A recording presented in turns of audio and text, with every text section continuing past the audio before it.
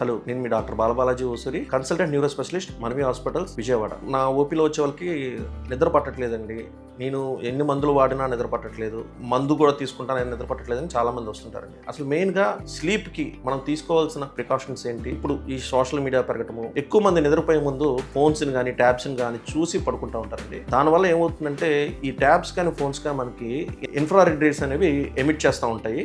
So ఈ emit చేసిన infrared race ఏమవుతుందంటే మనకి బ్రెయిన్లో మెలటోనిన్ అని ఒక గ్రంథి పీనియల్ గ్లాండ్ నుంచి వస్తుంది అనమాట. ఆ మెలటోనిన్ అనేది main reason for the sleep. ఆ స్లీప్ సైకిల్స్ మెయింటైన్ అవడానికి దానికి ఈ ఇన్ఫ్రారెడ్ రేస్ అనేవి ఈ బ్రెయిన్ మీద ఎఫెక్ట్ పడటం వల్ల మెలటోనిన్ అన్న హార్మోన్ మనకి తగ్గిపోవటం వల్ల కూడా మనకి స్లీప్ డిస్టర్బెన్స్ వస్తాయి. సో అందుకనే మనం నిద్రపోయే ముందు అట్లీస్ట్ 1 to 2 hours అనేది మనం లైట్స్ కానీ ఫోన్స్ కానీ ట్యాబ్స్ కానీ ఎనీ ఎలక్ట్రానిక్ గ్యాడ్జెట్స్ అనేది పక్కన పెట్టడం అనేది చాలా ఇంపార్టెంట్. రెండోది, చాలా మందికి ఏంటంటే లేట్ నైట్ ఫుడ్ తినటము, తిన్న తర్వాత కూడా కాఫీ టీ తాగటము, ఇట్లాంటివన్నీ కూడా వెరీ బ్యాడ్ హ్యాబిట్స్ అండి.